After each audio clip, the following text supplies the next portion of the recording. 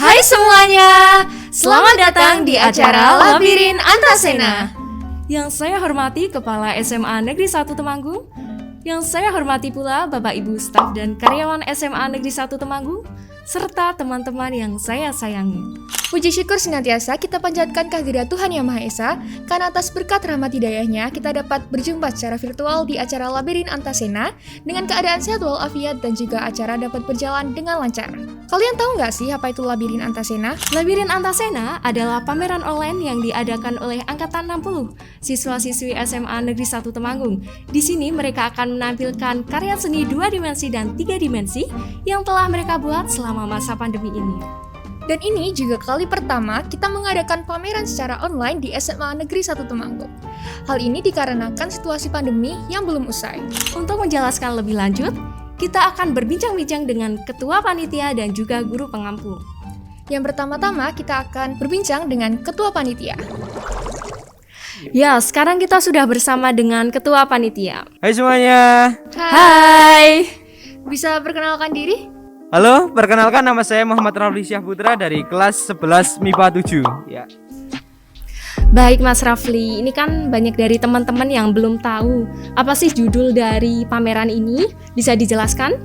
Jadi, pameran yang diadakan oleh Angkatan 60 SMA 1 Temanggung ini berjudul Labirin Antasena.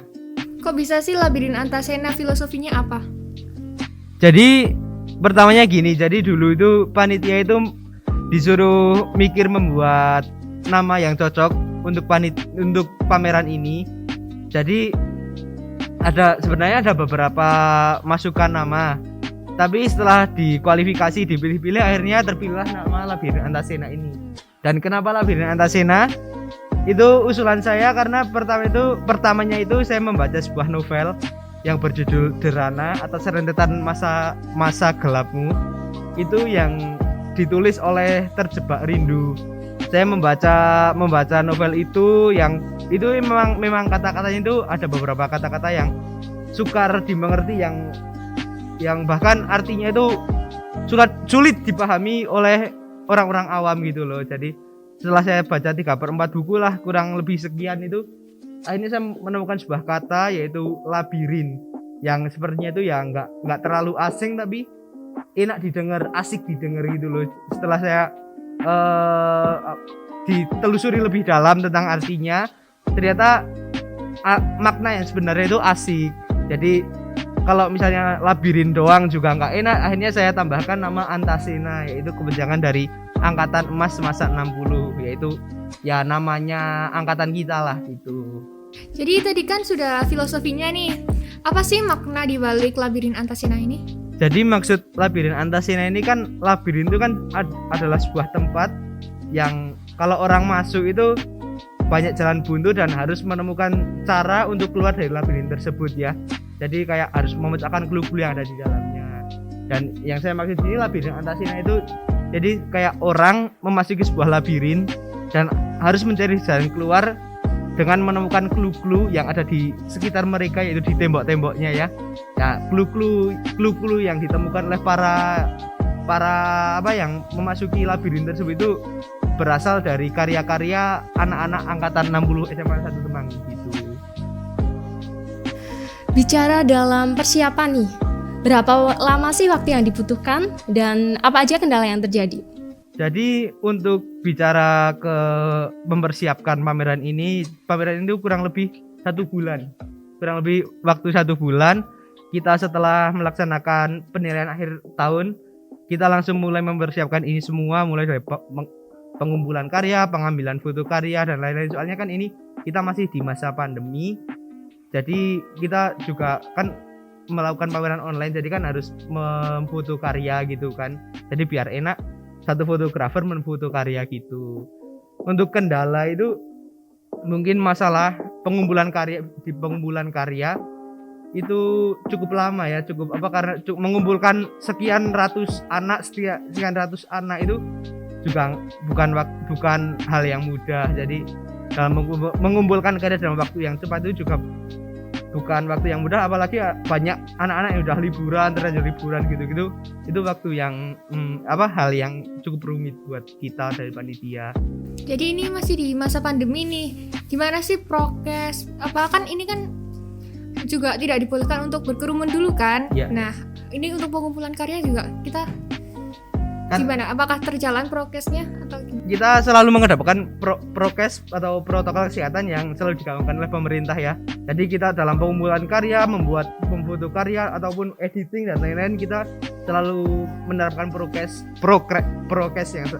yang baik, yang memakai masker, menjaga jarak, dan juga selalu mencuci tangan. Dan untuk pengumpulan karya itu memang kita bagi menjadi beberapa shift atau beberapa bagian. Jadi misalnya MIPA 1 jam segini hari ini, dan besoknya MIPA berapa gitu. Jadi kita selalu menerapkan prokes dan dibagi seperti itu agar tidak menimbulkan kerumunan yang gitu loh. Berarti dalam acara ini kita tetap menjalankan prokes dan menghindari kerumunan. Ya, Ya. benar banget. Jangan lupa 3M ya teman-teman. Ya. Kita beri apresiasi kepada ketua panitia dan juga panitia yang lain. Dan para siswa-siswa juga, terima kasih sudah Berkontribusi dalam menyukseskan kegiatan ini. Terima kasih buat semuanya yang udah ngumpulin karya, yang udah berjuang nerjang apapun buat ngumpulin karya. Terima kasih ya teman-teman. Semoga sukses acara ini. Baik, terima kasih Mas Rafli atas kedatangannya. Sama-sama Mbak. Hai, di sini kita sudah bersama dengan guru pengampu seni budaya. Boleh perkenalan diri? Baik, perkenalkan nama saya Mudizal Octavianto atau biasanya dipanggil Pak Rizal. Apa kabarnya Pak Rizal? Alhamdulillah baik. Bicara tentang pameran online nih Pak, apa pendapat Bapak tentang judulnya yaitu Labirin Antasena? Baik, saya memberikan tanggapan ya mengenai judul Labirin Antasena. Jadi ini terbentuk melalui proses yang cukup panjang. Kita mendiskusikan beberapa judul, ada beberapa pilihan, lalu kita sepakati judulnya Labirin Antasena. Tanggapan saya ini cukup unik ya namanya ya, labirin. Setahu saya ya labirin itu ya seperti ruang yang berliku-liku dan membingungkan seperti itu. Tapi harapan saya masyarakat tidak menerjemahkan itu secara harfiah ya, tapi ada pemaparan khusus dari tim panitia dan sudah saya kurasi juga tentang judul ini. Saya menganggapnya Labirin Antasena ini sebagai salah satu ruang berekspresi yang dimana kita akan menemukan kejutan-kejutan. Kejutan apa yang ada di dalam sana ya nanti disaksikan dari hasil-hasil karya anak-anak selama belajar kurang lebih 1 tahun ya, dan itu full daring ya, karena situasi pandemi masih seperti ini. Jadi belajar di rumah, saya hanya melayani konsultasi karya secara online, lalu membentuk pameran ini juga secara online. Hanya beberapa panitia yang saya undang ke sekolah untuk fit event. Ngomong-ngomong tadi soal Labirin Antasena ini, kan masih ada kaitannya dengan kegiatan pembelajaran secara online ini. Apakah dari Pak Rizal ada kendala dalam menjalani pembelajaran secara online ini? Oh ya, bicara soal kendala nih, mau online mau offline pasti ada kendalanya. Tidak berarti kalau offline itu semuanya berjalan secara mulus, itu juga enggak. Kendala pasti ada. Dari online itu ada beberapa hal yang perlu saya sampaikan di sini yang saya rasakan. Yang pertama, karena sistem belajar yang berbeda, yang tadinya kita bisa tatap muka, jadi nggak tatap muka. Yang pertama dirasakan adalah sistemnya beda. Yang kedua adalah jaringan internetnya. Ya, setiap anak tidak bisa mengakses internet secara merata. Karena kondisi geografis di Indonesia atau di Temanggung sendiri juga tidak memungkinkan untuk semuanya ada di perkotaan, begitu enggak. Lalu kendala yang ketiga, mungkin ini adalah kendala yang menurut saya pribadi itu krusial ya di pendidikan seni budaya, yaitu tentang bakat dan minat anak. Karena memang konsep di sekolah negeri ya, di sekolah negeri itu setiap anak akan mendapatkan itu, dan kebetulan saya mengampu seni rupa dan tidak semua anak itu memiliki kemampuan di bidang yang sama. seperti saya ya, itu tidak semuanya memiliki itu. Nah tentu itu akan beda, dari prosesnya beda, dari hasilnya pun beda, antaranya anak yang berminat, yang kurang berminat, atau bahkan tidak berminat sama sekali. Nah seperti itu. Jadi mungkin itu adalah kendala-kendala yang saya alami selama. Menyinggung soal minat bakat nih Pak, saya ambil contoh saya sendiri ya Pak. Saya tuh dari kecil emang nggak bisa gambar Pak. Dari SD juga kalau ada pelajaran gambar, pulangnya paling akhir. Gak cuma saya sih, tapi kan mesti ada teman-teman yang lain juga kan. Gimana sih cara Bapak untuk menyikapi hal tersebut? Oke, jadi bakat dan minat itu ada dua macam. Ada bakat alam. Bakat alam itu yang memang sudah ditakdirkan Tuhan pada setiap manusia. Nah itu sudah ada sejak lahir ya, sejak kecil misalkan sudah suka gambar, sudah suka berenang, sudah suka menyanyi. Nah itu adalah bakat alam. Ada bakat yang timbulnya itu ketika sudah dewasa. Jadi awalnya waktu kecil nggak tahu dia sukanya apa kayak gitu, tiba-tiba waktu besar, saya suka gambar, saya suka nyanyi, dan kemudian ditekuni dan itu menjadi mungkin hobi atau bahkan itu menjadi sebuah pekerjaan.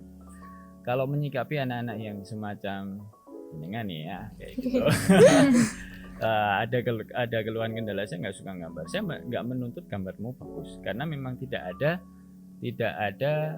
standar khusus. Kalau misalkan nilai sekian kayak gitu, gambarnya harus sekian, itu tidak ada.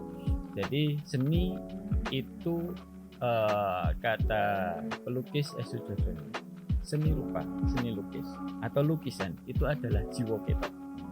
Apa yang ada di dalam jiwa kita akan tercurah, terlahir, tergambarkan dalam sebuah gambar, sebuah lukisan. Tidak bisa dihapusi, tidak bisa bohong. Mau diisa-isa nek pancen ora seneng kayak gitu ya, memang nggak suka, itu ya hasilnya ya seperti itu. Tapi kalau memang sudah bakat alam, tanpa latihan pun mungkin ya, hanya melihat, oh pernah melihat lukisan ini, punya pengalaman estetis, langsung direkam, langsung diperhatikan jadi. Nah bedanya seperti itu. Jadi yang ingin saya tekankan ke anak-anak yang murid-murid saya SMA ini kan usia remaja ya, penentuan jati diri. Nah jadi belajarlah seni rupa, itu diambil intisarinya saja, konsepnya saja. Hasil itu bisa dibilang pikir carry belakangan, totalitas di awal. Bangun kemauan, bangun keingintahuan di situ. Estetikanya seni rupa apa sih? Oh, mungkin di sana kita akan belajar tentang komposisi, tentang disiplin. Oh, ternyata gambar itu nggak bisa dibikin sistem kebut semalam. Mencari ide itu butuh waktu sendiri. Membuat sketsa butuh waktu sendiri. Menebalkan outline itu butuh waktu juga, butuh mood juga, mengelola rasa, memberi warna itu juga butuh mengelola rasa lagi, milih warna pun itu juga mikir. Nah kayak gitu. Jadi konsep-konsep pendidikan seni yang saya bawa di sini adalah belajar tentang estetika, bukan tentang ke hasil akhir ya. Jadi belajarlah menghargai sebuah proses, di mana nanti dari sari-sari proses ini mungkin akan bisa kita terapkan ke hal yang lain. Jadi saya tidak mengharapkan ya, tidak mengarahkan murid saya itu kamu harus menjadi pelukis, kamu harus menjadi desainer interior, kamu harus bekerja seperti di bidang seni rupa, enggak. Karena menurut saya setiap pekerjaan itu butuh yang namanya seni, dan apalagi seni visual ya. Jadi orang desainer juga butuh seni, dokter pun juga butuh seni kan, dokter juga butuh seni. Nambal gigi itu kalau nggak punya nilai estetika ya nggak rapi. Dokter gigi ya contohnya. Atau tukang bakso mungkin. Bakso itu kalau yang punya nilai seni sama yang nggak punya nilai seni itu cara menyajikannya beda ya. Nah itu seni apa? Seni rupa lagi. Seni rupa itu kalau diartikan cuma ada gambar aja itu salah, karena seni rupa sekarang sudah eranya kontemporer, sudah berlaku ke banyak hal. Misalkan ke merajut itu juga seni rupa. Jadi konsep-konsep dasar seperti itu tentang estetika, tentang komposisi, bentuk, membuat desain agar menarik seperti apa, itu yang perlu dipelajari. Tidak harus bisa dipelajari. Ya. Jawabannya sangat memuaskan sekali ya teman-teman. Kalau dari Pak Rizal sendiri nih, Iya. apakah Pak Rizal mempunyai harapan untuk pendidikan karya seni di Indonesia ke depannya? Kalau harapan sebenarnya banyak. Ya. Banyak, tapi tidak mungkin saya akan ujuk-ujuk atau tiba-tiba punya konsep seperti ini harus diterapkan. Jadi saya ingin kedudukan seni budaya di setiap sekolah baik pun itu negeri atau swasta itu memiliki perhatian yang sama, karena pada hakikatnya Tuhan tidak mengklasifikasikan bakat berjenjang, itu tidak ada. Jadi misalkan grade A itu apa, misalkan anak-anak dengan bakat sains itu grade A, misal di grade B itu anak-anak dengan bakat ilmu sosial, grade C misalkan dengan linguistik atau bahasa, baru yang bakat-bakat yang lain tidak. Tuhan menyamaratakan setiap bakat, tinggal bagaimana kita mau nggak mengelolanya, ya. Kita mau nggak mengelola bakat yang sudah kita dapatkan, dianugerahkan kepada kita. Bakat itu kalau boleh saya ibaratkan seperti halnya dengan mata pisau, ya. Anak dengan bakat yang sudah ada, mempunyai bakat, itu saya ibaratkan dengan pisau yang tajam, tapi tidak pernah digunakan. Lama-lama keterun, ya. Iya, lama-lama itu tidak mempan. Setajam apapun bakatnya, kalau tidak pernah dilatih, itu tidak akan mempan. Bahkan untuk mengiris hal yang tidak keras sama sekali. Tapi ada anak dengan kemauan yang tinggi. Ini saya ibaratkan dengan mata pisau dengan pisau yang berkarat, ya. Pisau yang berkarat, mungkin bahannya nggak stainless steel kayak gitu ya.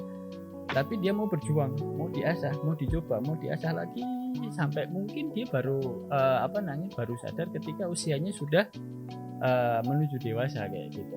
Saya dulu pernah punya murid dewasa juga, usianya sudah di atas 30 tahun lah, sudah di atas 30 tahun. Dia bilang juga sama saya, "Mas, saya itu nggak punya bakat." Bukan, Anda punya bakat, Anda punya, cuma belum ditemukan bakat di sini.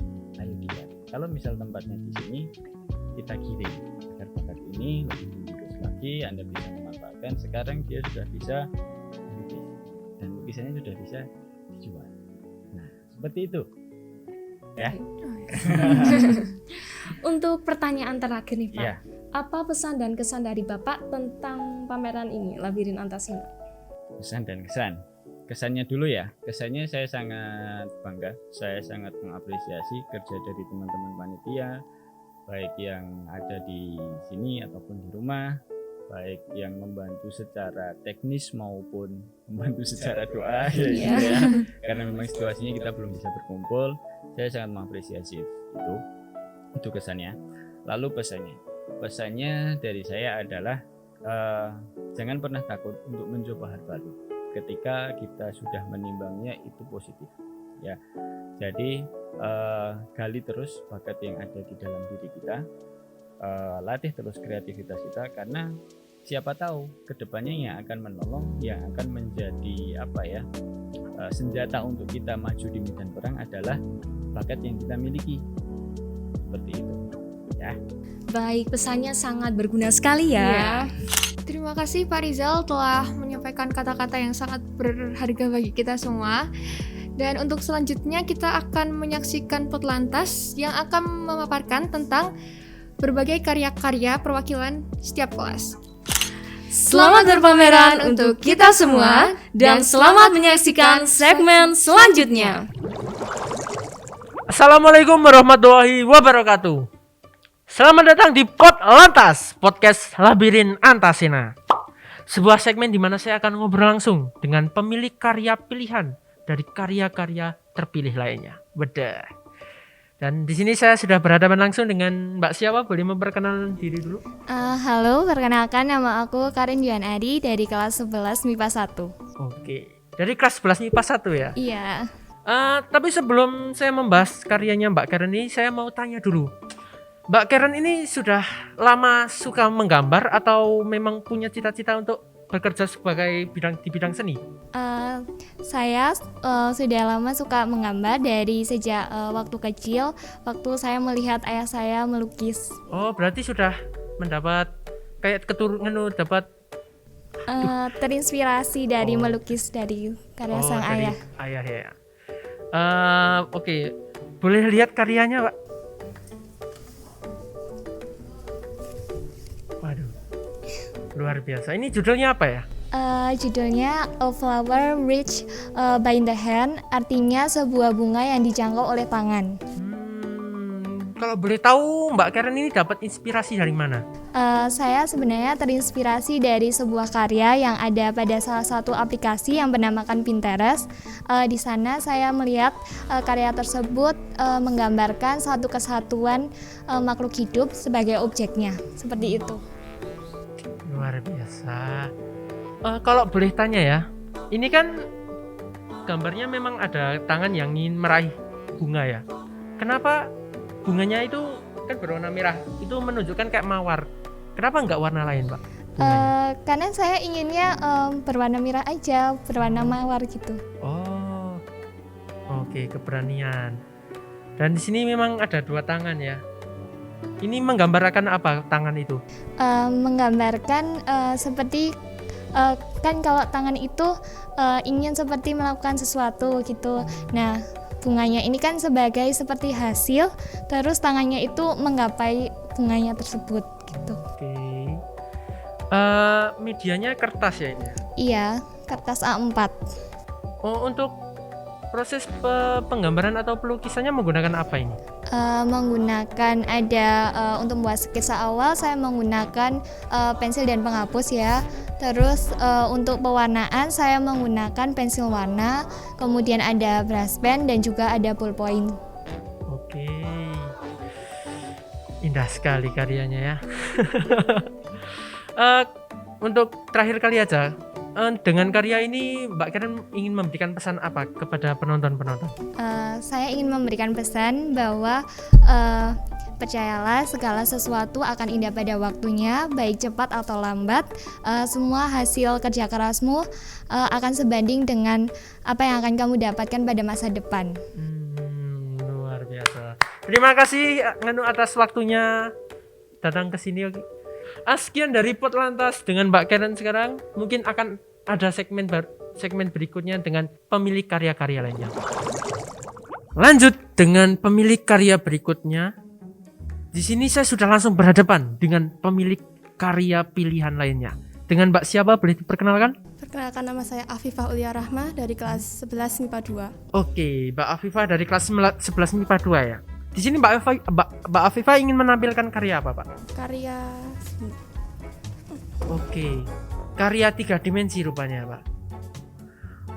Oh, boleh saya tebak Mbak Afifah memiliki cita-cita menjadi arsitek ya? Tidak, saya tidak punya arsitek.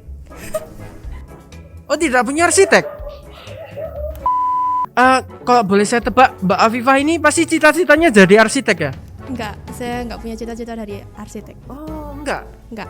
Terus jadi apa? Insya Allah jadi apoteker. Oh, cukup crossover ya. Tapi Mbak Afifah ini cukup detail membuat arsitektur rumah seperti ini, Pak. Kalau boleh tahu ini judul karyanya apa? Rumah apa ini? Home Sweet Home. Home Sweet Home. Rumah manis rumah. Atau apa? Artinya rumahku istanaku. Home Sweet Home. Ini terbuat dari apa, Pak? Media apa ini? Medianya karton. Semua karton? Untuk jendelanya ada tambahan plastik mika. Oh, ini cukup detail loh, Mbak. Ini genting-gentingnya Mbak Afifah menggunakan teknik apa ini? Ini cukup detail ini. Ini kalau teman-teman lihat gentingnya itu seperti genting beneran, tumpuk-tumpuk. Ini dengan teknik apa ini? Kartonnya itu saya gunting zigzag gitu. Jadi langsung ditempelin. Ya, zigzag. Terus nempelinnya pakai apa? Pakai lem fox ya, lem putih itu. Fox.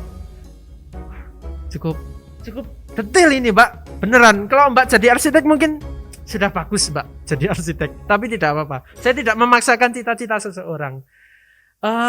Ini untuk pembuatannya berapa lama ini, Pak? Berapa ya? 2 hari 2 minggu gitu. 2 hari 2 minggu. Ya, 2 minggu 2 hari. Oh, 2 minggu lebih 2 hari ya. Iya. 16 hari berarti ya. Ini pesan dari karya ini apa, Pak, untuk teman-teman di sana? Walaupun rumahnya sederhana, tapi di dalamnya itu ada kenangan yang bisa membangkitkan semangat kita gitu. Itu ternyata pesannya, walaupun rumah sesederhana ini dalamnya akan banyak sekali kenangan. Ada meja, kursi, kulkas, kasur dan lain-lainnya. Oke, terima kasih ya. Kita akan lanjut ke pemilik karya berikutnya. Selanjutnya di Potlantas kali ini kita sudah kedatangan pemilik karya berikutnya. Saya sudah ada di hadapannya dengan Mbak siapa? Boleh memperkenalkan diri dahulu? Nama saya Saskia Dita Sukananda, biasa dipanggil Dita, dari kelas 11 MIPA 3. Oke, dari kelas MIPA 3. Ingin mempertunjukkan karya apa di sini? Karya 3 dimensi sebuah bangunan. Oke, sebuah bangunan rupanya. Taruh sini. Oke. Wow, ini bangunan apa ini? Rumah sakit atau apa ini? Bangunan toko kue. Oh, toko kue, Sastro Bakery. Oh, boleh saya tebak Sastro, mungkin ini nama bapak Anda? Bukan, itu nama mbah saya. Oh, nama mbah rupanya. Oke, kenapa pakai nama mbah Anda? Dulu waktu SMP teman-teman manggil saya Sastro, terus terngiang-ngiang sampai sekarang. Oke, terus itu menjadi inspirasi nama judul toko kue Anda? Iya. Oh, luar biasa. Boleh saya tebak, berarti cita-cita Anda ingin ingin membuka usaha membuka usaha toko roti rupanya ya? Iya, Oke, di mana itu? di sekitar Temanggung dulu kalau Oke, bisa. berarti Mbak ingin menghancurkan. Nah, tidak usah dibahas karena itu membahas merek rupanya. Langsung aja ke karyanya. Ini pembuatan karya ini dengan bahan apa ini? Bahannya dari kardus dan juga karton. Oke. Ada sedikit dari plastik. Untuk kacanya itu ya. Untuk lama pembuatan toko roti ini berapa lama ini? 2-3 mingguan. Oke, cukup lama ya. Cukup Iya. ingin detail mungkin ini. Ini Iya. luar biasa ini teman-teman. Oke. Ini kenapa Mbak ingin membuka toko roti? Kenapa enggak toko sepatu atau toko pakaian? Karena saya suka memasak. Salah satunya yang saya masak itu sering roti atau kue-kue. Jadi saya berharap bisa membangun toko roti di kemudian hari. Amin, ya. Dan jangan lupakan saya kalau mau beli roti di toko Anda besok. Iya. Oke, pesan apa yang ingin disampaikan dari karya ini untuk kepada teman-teman? Pesan saya sebagai generasi muda, kita harus memiliki potensi sehingga dapat dikembangkan di kemudian hari dan juga bermanfaat bagi semua orang. Oke. Cukup menginspirasi. Terima kasih Mbak Dita. Ya. Kita kembali lagi di segmen berikutnya.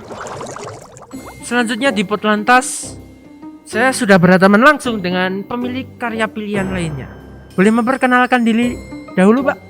Iya, perkenalkan nama saya Krisalis Angel Pamudi dari kelas 11 MIPA 4. Dari kelas 11 MIPA 4. Iya. Ingin mempertunjukkan karya apa di sini? Oh ya, boleh.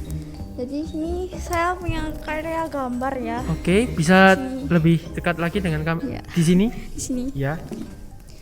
Oke. Ini judulnya apa, Pak?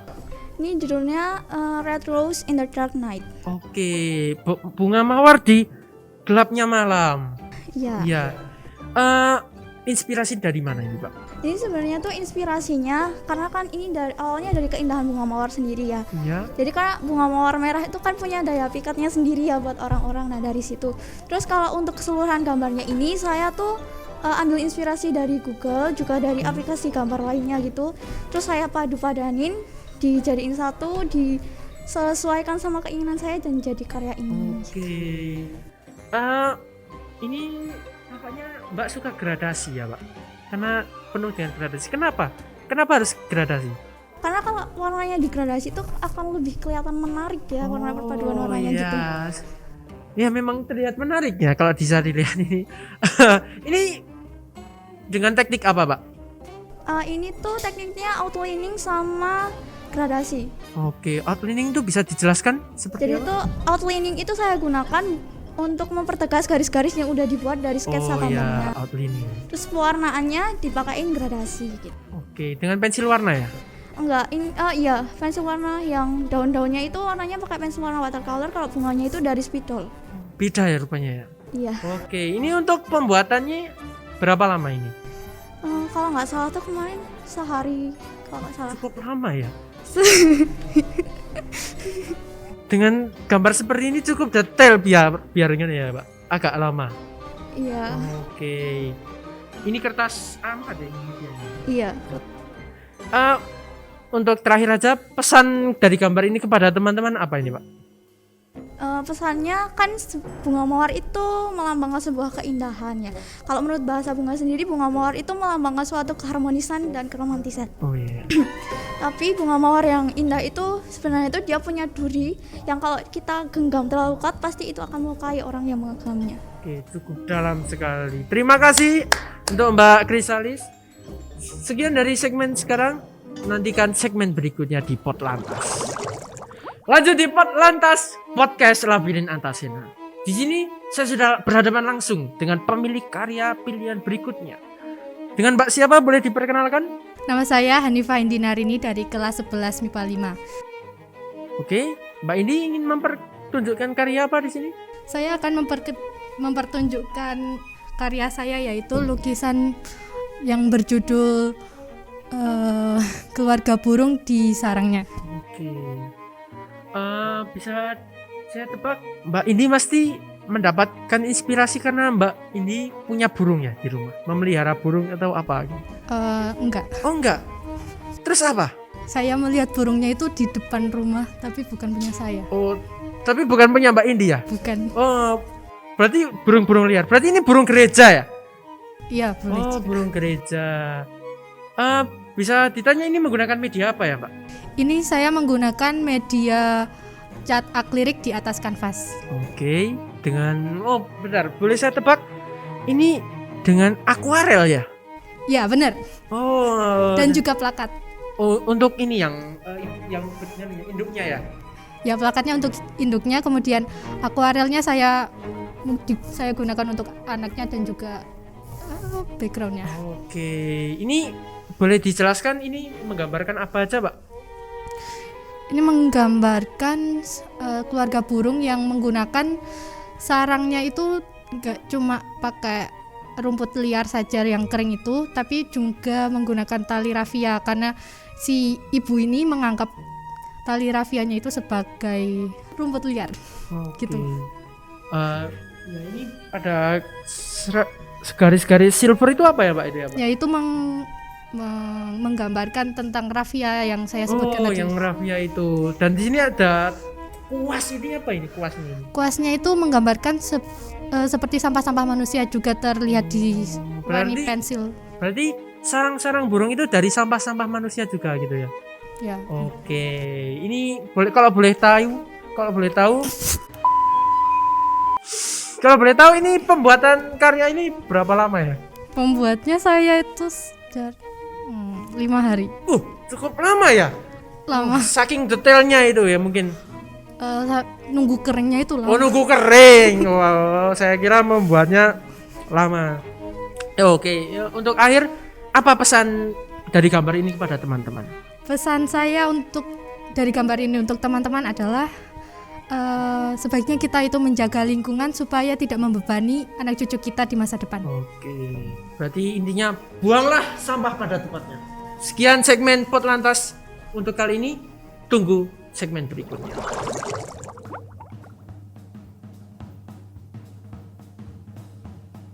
Kembali lagi di Pot Lantas, podcast Labirin Antasena. Ya, untuk segmen kali ini saya sudah berhadapan langsung dengan pemilik karya berikutnya. Dengan Mbak siapa boleh diperkenalkan? Perkenalkan, nama saya adalah Anissa Fadila Rahmawati dari 11 MIPA 6. Oke, dipanggil siapa? Dipanggil Dila aja. Oh, Dila aja. Iya. Oke, Mbak Dila aja. Di sini akan mempertunjukkan karya apa di sini?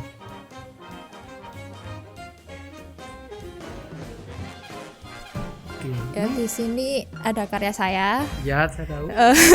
Motif ragam hias fauna yang saya beri judul dengan nama Kasih Sayang Kucing. Oke, kasih kucing.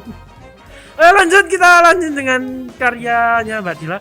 Nah, ini kalau boleh tahu inspirasinya dari mana ini? Inspirasinya karena saya suka kucing. Ya. Nah, saya mencari beberapa inspirasi dari Pinterest. Oke, Pinterest lagi. Iya. Jadilah gambar ini. Oke, kalau boleh tahu ini kucing apa ya? Karena Mbak Dila kan pecinta kucing, saya pun juga. Ini kalau saya lihat ini kucingnya kucing Siam atau kucing apa ini? Atau Mbak suka kucing-kucing terserah? Kucing terserah aja, bisa semua bisa masuk di sini. Oke. Nah, saya pun juga pecinta kucing Mbak di sini.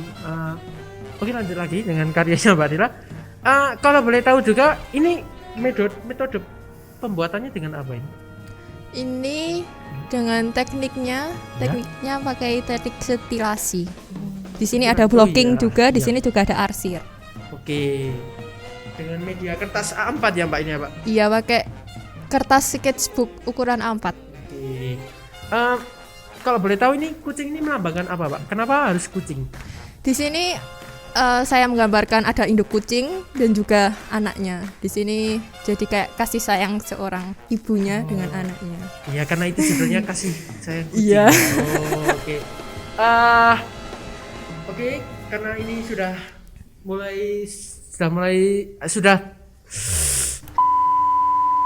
karena sudah terjawab semua pertanyaan.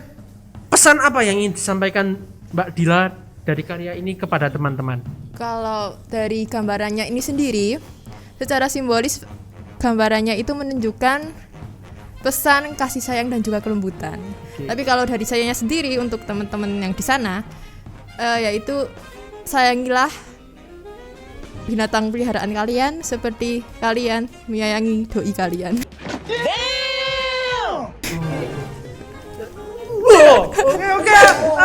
Tunggu segmen kali ini di Pot Lantas kali ini ya. Tunggu segmen berikutnya. Terima kasih. Kembali lagi di Pot Lantas segmen berikutnya. Saya sudah bersama dengan pemilik karya pilihan. Dengan Mbak siapa boleh diperkenalkan? Perkenalkan, nama saya Wiradanti Kartika Putri dari kelas 11 MIPA 7, biasa dipanggil Danti. Oke, Mbak Danti. Mbak Danti di sini ingin mempertunjukkan karya apa, Mbak? Gambar 2 dimensi. Ya. Oke, bisa diperlihatkan ke teman-teman. Oke, boleh saya tebak, Mbak Danti ini pasti sangat semangat sekali ya saat pembelajaran daring. B aja. Oh, B aja rupanya. Oke, langsung saja dijelaskan gambar apanya. Oke, kita ulang saja. Yuk, di briefing dulu. Oke, bisa dijelaskan ini gambar apa, Pak? Judul karya ini adalah Kegelisahan kelas 11. Ini tuh berdasarkan kayak menurut saya selama PJJ itu kayak banyak tugas, terus kayak pusing tentang tugas ulangan sama kayak mengkhawatirkan besok kalau kelas 12 itu pasti kan mikir buat SBM, SNM dan sebagainya gitu. Terus kayak sambil kelas 11 itu kan kayak banyak tugas, tapi kita juga pengen masih main media sosial gitu loh, kayak main Twitter, main Instagram tuh kayak masih terdistract sama hal-hal itu gitu. Terus saya ya itu. Tarik nafas dulu, Mbak. Saya ini cukup mengena sekali ini pesan-pesan dari Mbak Danti. Tapi memang benar, karena mungkin bukan penderitaan sih, seperti kayak keluh kesah kita sebagai pelajar di masa pandemi sekarang ini. Benar sekali kata Mbak Danti dan cukup mungkin teman-teman kita cukup terkekang dengan banyaknya tugas, lalu banyak pikiran. Iya. Oke, dengan kali ini cukup menggambarkan ya, Pak. Di sini ada gambar sisi ini kenapa pakai tulisan Jogja ya, Pak? Terserah saya. Oke. Dan ada tulisan fisika, matematika dan kimia. Mungkin itu cukup pelajaran yang eksak ya, Pak? Iya, yang bikin pusing. Oke, dan di sini ada tulisan tugas ulangan SBM dan SNM. Ya mungkin itu pikiran yang sangat keras ya, Pak. Iya. Lalu cita-cita. Dan ini ada media sosial ini apa ini, Pak? Ya itu yang kita sering terdistract sama hal-hal pengganggu, penghambat kita. Iya. Oke. Lalu ini menggunakan apa ya, Pak? Media apa pembuatannya? Media kertas A3 pakai krayon. Dengan krayon? Iya. Oke. Di sini ada gradasi ini menggambarkan apa, Pak? Atau memang spontan aja. Spontan Iya. aja. Oh. Ngawur gitu. Ngawur. Iya. Aduh kok ngawur. Oke, langsung saja ke pesan dari Mbak Danti kepada teman-teman, dari pesan karya ini kepada teman-teman. Pesannya itu kita fokus aja apa yang ada di depan mata, kerjain yang apa dikasih gitu, jangan overthinking tentang yang belum terjadi gitu aja. Oke, cukup dalam sekali pesan dari Mbak Danti ini. Dan benar, teman-teman, kita harus fokus ke depan, jangan ke belakang. Karena kalau ke belakang nggak bisa nengok nanti. Oke. Lanjut. Tidak terasa segmen Potlantas kali ini sudah selesai. Sudah 7 karya dari setiap perwakilan kelas sudah saya wawancarai. Sekian dari saya, semoga paparan-paparan dari karya ini sangat menginspirasi untuk teman-teman dan menghibur tentunya. Sekian dari saya selaku MC Potlantas kali ini. Wassalamualaikum warahmatullahi wabarakatuh. Waalaikumsalam warahmatullahi wabarakatuh.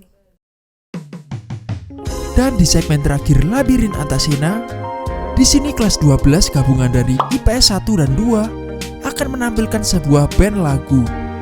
Selamat menyaksikan.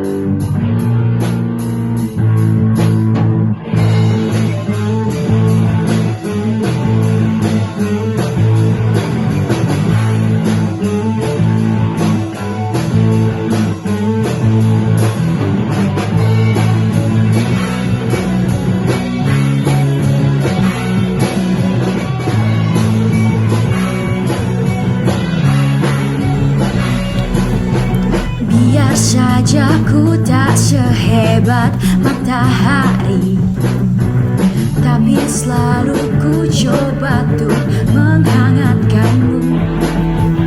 Biar saja ku tak setegar batu karang, tapi selalu ku coba tuh melindungimu.